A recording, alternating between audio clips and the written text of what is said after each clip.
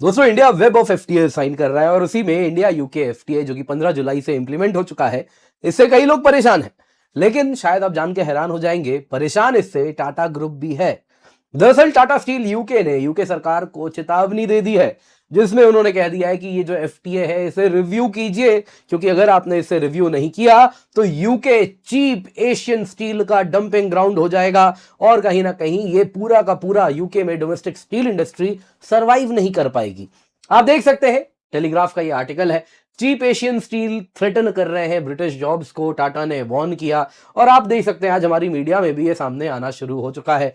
Tata steel UK ने चेतावनी दी है ब्रिटिश सरकार को कि जो बायलैटरल ट्रेड डील जैसे कि जो भारत के साथ हुआ है, उससे यूनाइटेड किंगडम डंपिंग ग्राउंड बन जाएगा चीप स्टील का, जो एशिया से आएगा, जो ब्रिटिश जॉब्स को भी थ्रेटन कर रहा है। अब दोस्तों अगर आप टाटा की बात करें तो अक्सर भारत में टाटा को लेकर एज अ ग्रुप एक अलग कहीं ना कहीं उसको लेंस से देखा जाता है, जिसमें उनको बड़ा ही पैट्रियोटिक और अलग अलग तरीकों से कहा जाता है कि नेशन बिल्डर है। लेकिन कहीं ना कहीं आप देखें तो टाटा भी एक प्राइवेट कंपनी है जिसको अपने प्रॉफिट्स को इंश्योर करना है। तो यहां पे दोस्तों एन चंद्रशेखरन जी, जो कि अभी टाटा सन्स को कहीं ना कहीं चला रहे हैं, तो उनके लीडरशिप में क्या टाटा एक नेशन फर्स्ट से कॉर्पोरेट फर्स्ट हो चुका है। अगर ये जो स्टेटमेंट आ रहा है, यदि ये स्टेटमेंट रिलायंस की ओर से या अडानी ग्रुप की ओर से आया होता तो कैसे इसको रिएक्शन देखने मिलता, ये भी एक सवाल है। तो एग्जैक्टली यहां पे टाटा ने क्या कहा है, क्या उनके लिए चैलेंजेस हो रहे हैं, बेहद आवश्यक है उन पर जरा हम डिटेल में चर्चा करें। पर इससे पहले आगे बढ़े, आपसे निवेदन है वीडियो लाइक करें, चैनल सब्सक्राइब करें, बेल आइकन अवश्य दबा दें। इसके सिवा दोस्तों आपके लिए 16,999 रुपए में हम 1 साल की सब्सक्रिप्शन लाए हैं। दोस्तों यहां पे याद रखिएगा, एक कीमत बढ़ जाएगी तो मेक श्योर इसका फायदा उठाएं। उसके बाद प्राइस हाइक आ रहा है। जी हाँ, जो सब्सक्रिप्शन अभी आपको 17,000 में मिल रही है वो सीधे 25,000 में मिलेगी। ये कीमत तब है जब आप कोड KC10 यूज कर रहे हैं। इसके सिवा अगर आप 2 साल का सब्सक्रिप्शन लेते हैं तो आपको 25 महीने का सब्सक्रिप्शन मिलेगा मात्र 23,999 में। ये कीमत दोस्तों बढ़ के कल के बाद 31,999 हो जाएगी। वैसे ही जो कीमत दोस्तों अगर आप 3 साल का सब्सक्रिप्शन लेते हैं तो आपको 3 साल 1 महीने का सब्सक्रिप्शन मिलेगा, जो जिसकी कीमत वैसे 72,498 है, लेकिन वो आपको मिलेगी मात्र 28,999 रुपए में। कल से इसकी कीमत बढ़ के हो जाएगी 36,999। दोस्तों ये लोएस्ट एवर प्राइस है जो अनअकैडमी ऑफर करती है, वो प्राइस आपको इस वक्त मिल रहा है। जी हाँ, ये तब है जब आप कोड KC10 यूज कर रहे हैं, तो मेक श्योर इसका फायदा उठाएं। इसके सिवा अगर आप 2 साल या उससे अधिक का सब्सक्रिप्शन लेते हैं तो आपको एश्योर भी मिलता है, जिसका मतलब है फॉर सम रीजन अगर आप एग्जाम क्रैक नहीं किए, क्लियर नहीं किए, तो आपको अगला सब्सक्रिप्शन अनअकैडमी देती है, सब्जेक्ट टू कंडीशन की आपने मेहनत की है, मेहनत किया है हमारे पैरामीटर से जिससे हम जज कर लेते हैं, और उसके बाद आपको सब्सक्रिप्शन भी दे दिया जाता है। तो जल्दी से जाएं, use the code KC10, description box में आपको इसका लिंक मिल जाएगा। तो सबसे पहले दोस्तों टाटा स्टील यूके ने ब्रिटिश गवर्नमेंट को चेतावनी दी है, जिसमें उन्होंने कहा है कि ये जो नया आपने एफटीए किया है जिससे स्टील इंपोर्ट को जो कोटास दिया जाता है उससे यूके डंपिंग ग्राउंड हो जाएगा चीप एशियन स्टील के लिए।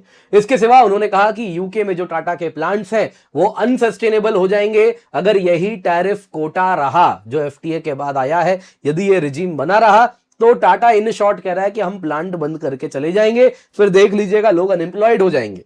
दोस्तों यहां पे टाटा स्टील यूके की अगर आप बात करें तो उनके स्पोक्सपर्सन ने कहा कि Tata steel UK fair competition के हित में है। आप बाहर से लाइए, कॉम्पीट करेंगे, कोई समस्या नहीं है, लेकिन यूके प्रोड्यूसर्स को स्ट्रिक्टर एनवायरमेंटल स्टैंडर्ड्स का पालन करना पड़ता है, जो कि इन विदेशी मैन्युफैक्चरर्स को नहीं करना पड़ता है। जी हाँ, जो विदेशी है यहां पे वो भारत की बात हो रही है, चाइना की, वियतनाम की बात हो रही है। और इसके साथ उन्होंने कहा कि अगर ये बैलेंस प्रॉपर नहीं है तो हम कैसे कॉम्पीट करेंगे। ब्रिटेन की जो स्टील मेकिंग कैपेबिलिटी है वो कहीं ना कहीं आप देखें तो कह रहे हैं कि पूरा का पूरा सप्लाई चेन अब खतरे में आ जाएगा। दोस्तों अगर आप टाटा स्टील यूके की बात करें तो उनका यह भी कहना है कि करंट ऑपरेशंस अनसस्टेनेबल हो जाएंगे, इंपोर्ट रिजीम को रिव्यू करना होगा, अन्यथा हम आगे नहीं बढ़ पाएंगे।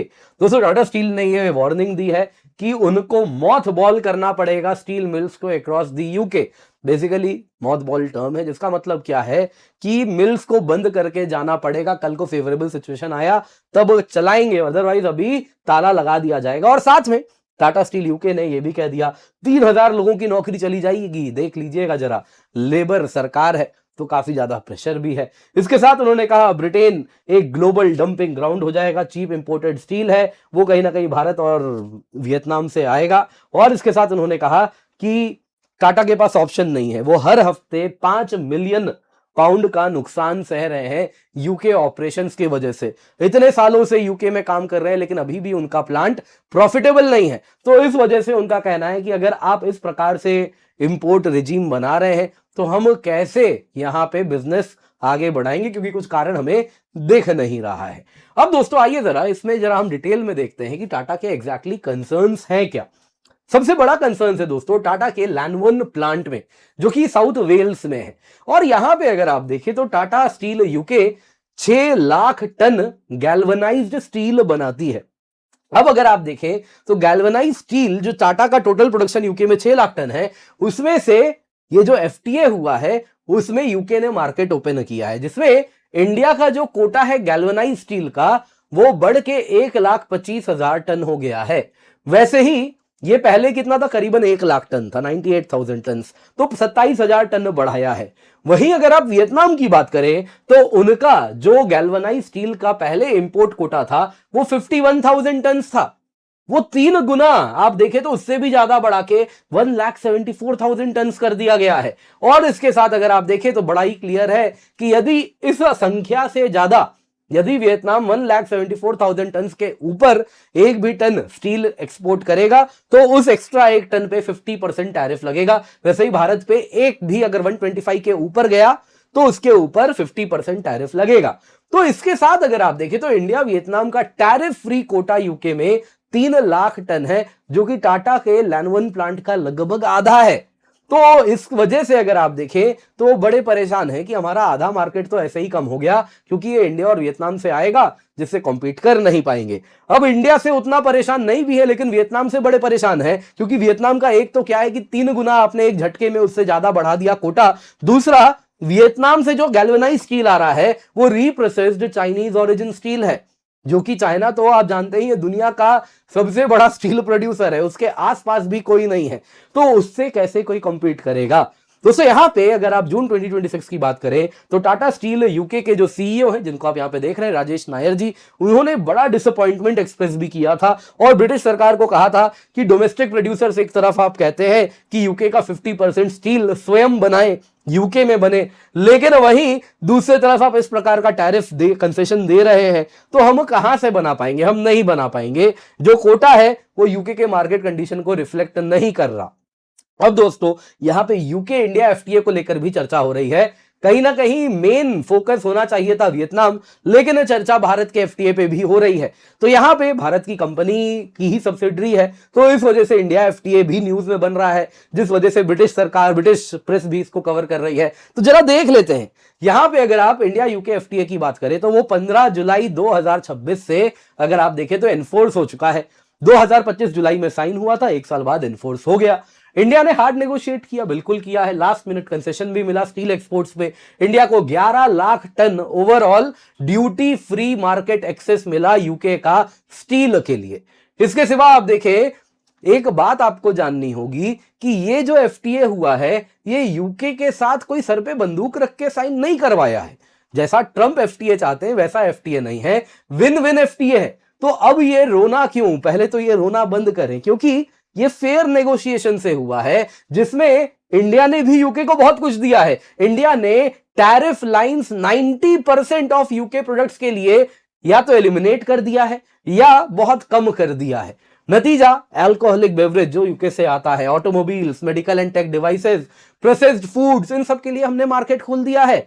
मत भूलिएगा यूके एक स्टैग्नेटिंग इकोनॉमी है, हम एक बहुत तेजी से ग्रोइंग इकोनॉमी है, जिसमें आपको एक बात जानना होगा कि यूके को एफटीए की भी आवश्यकता ज्यादा थी, क्योंकि पोस्ट ब्रेग्जिट उसका सबसे बड़ा मार्केट खत्म हो गया था, यूरोपियन यूनियन, तो उसको उस साइज का मार्केट भी चाहिए। तो वो मार्केट दुनिया में है ही कौन, वो बस और बस मार्केट है केवल और केवल भारत, जो कि ऑलरेडी वर्ल्ड के बिगेस्ट मार्केट में से एक है, और यूरोपियन यूनियन जितना बड़ा मार्केट हम 20 साल में हो भी जाएंगे।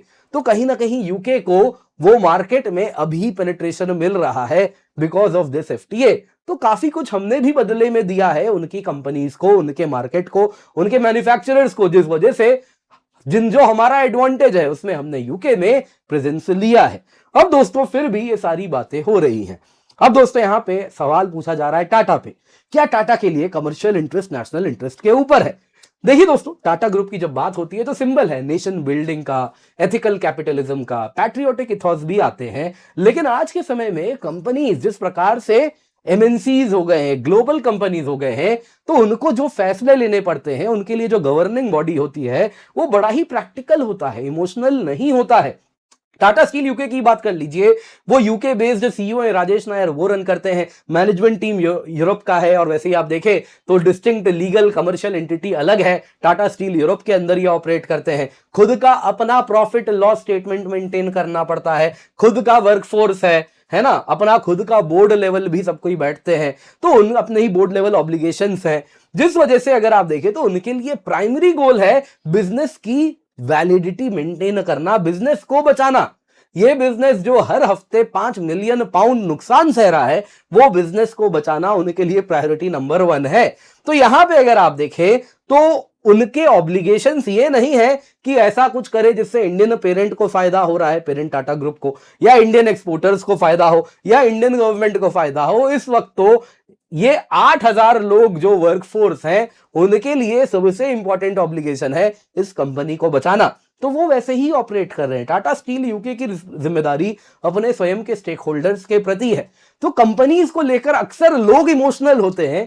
कंपनीज जब फैसला लेते हैं तो वो इमोशनल होके नहीं लेते, वो बड़ा प्रैक्टिकल होके लेते हैं। तो हमको भी कंपनीज को वैसे ही देखना चाहिए। अब ये इमोशनल कौन बनाता है कंपनी को लेके? ये मीडिया पोर्ट्रेयल बनाती है। अब ये जो फैसला है, अब सोचिए अगर ये अंबानी ग्रुप के किसी सब्सिडरी ने किया होता तो, या फॉर दैट मैटर रिलायंस के किसी सब्सिडरी ने लिया होता तो किस प्रकार का हेडलाइन बन रहा होता। आज ये न्यूज को आए ब्रिटिश मीडिया में 4 दिन हो गया, इंडियन मीडिया आज उठा रही है, मैं आपको आज बता रहा हूं कितना लैग है। उस केस में तो क्या होता, सबसे पहले हमारे यहां छप रहा होता। तो ये कंपनीज को लेके इमोशनल बनाने का काम कहीं ना कहीं पोर्ट्रेयल होता है मीडिया में जो करता है। बाकी कंपनीज ऐसे ही डिसाइड करते हैं, वो अपने मैक्सिमाइजेशन ऑफ प्रॉफिट के लिए काम कर रहे हैं और कुछ वैसे ही ऑपरेट करते आए हैं। लेकिन जो भी है, आपको क्या लगता है, क्या टाटा के ने जो लॉबिंग की है टाटा स्टील यूके को बचाने के लिए, क्या वो जस्टिफाइड है, या फिर कहीं ना कहीं नेशनलिज्म और पैट्रियोटिक इंटरेस्ट के खिलाफ टाटा ने काम किया है? आपको क्या लगता है, कमेंट में अवश्य बताइएगा।